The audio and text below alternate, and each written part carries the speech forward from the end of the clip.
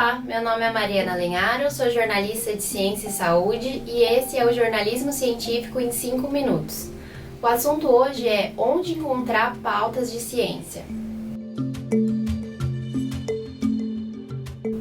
Todos os dias uma quantidade enorme de pesquisas são publicadas em revistas científicas do mundo inteiro.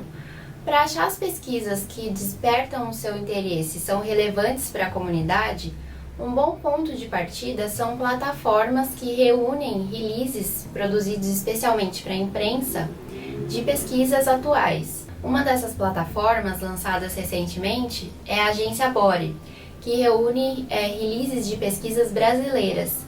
Se você se cadastra no site da Agência Bore enquanto jornalista, você também tem acesso a materiais exclusivos, não só os próprios estudos, como também listas de fontes, contatos de pesquisadores, então pode ser uma ferramenta bastante interessante para quem está começando no jornalismo científico. A Agência Bore foi inspirada numa ferramenta americana chamada Eureka Alert, que é uma ferramenta da Associação Americana para o Avanço da Ciência, que publica diariamente dezenas de releases de novas pesquisas desenvolvidas no mundo todo. Nesse caso é tudo em inglês.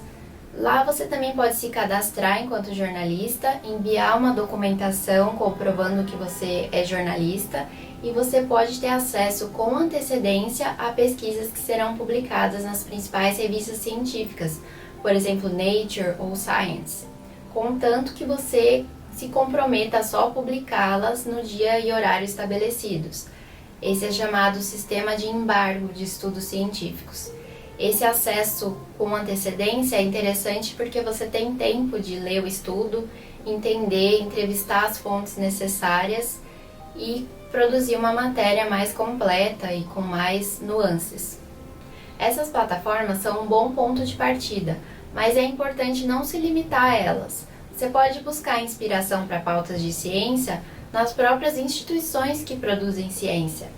A USP, por exemplo, tem o Jornal da USP, que tem uma editoria de ciência que produz conteúdos super interessantes para várias plataformas, podcasts, redes sociais, sobre as pesquisas que estão sendo desenvolvidas lá.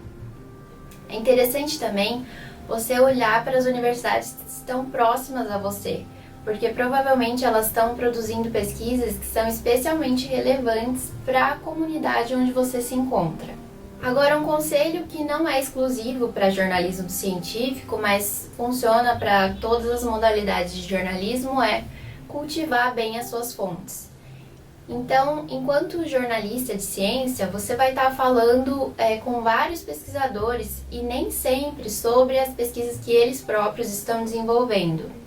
Mas, independentemente do assunto, é sempre importante, no final da entrevista, perguntar o que eles estão desenvolvendo, o que os alunos deles estão desenvolvendo e se mostrar aberto a receber novidades sempre que eles tiverem algum resultado novo para ser publicado para enviar para você. Outra pergunta interessante para fazer para os cientistas é se eles estão tendo alguma dificuldade em conseguir bolsas para estudantes ou falta de verba para compra de equipamentos. Isso pode gerar outro tipo de pauta de ciência, que também é bem interessante, que é a pauta de política científica. Outra fonte de pauta é seguir os cientistas nas redes sociais e ver o que eles estão falando. Se você é novo nessa área, você pode ter dificuldade em saber quem são os cientistas que são ativos nas redes sociais.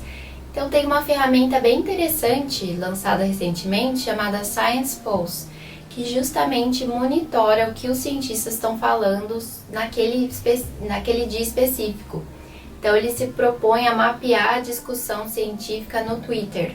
Para finalizar, o próprio cotidiano da sua comunidade pode servir de inspiração para pautas de ciência. A pandemia de Covid-19 é um exemplo bem óbvio de como alguns assuntos bem científicos entraram para a pauta de discussão do dia a dia das pessoas. Por exemplo, o que é um vírus, quanto tempo o vírus sobrevive numa superfície, como é o processo de desenvolvimento de uma vacina, o que é imunidade de rebanho. Mas a ciência do cotidiano não se limita só à pandemia. Quando você está fazendo reportagens, por exemplo, sobre desastres naturais, como enchentes, secas, incêndios florestais, É sempre interessante entrevistar um cientista para saber, entender o porquê que aquele fenômeno está acontecendo. Bom, essa foi apenas uma introdução a esse assunto. Espero que esse vídeo te inspire a fazer mais pautas de ciência. Muito obrigada e até a próxima!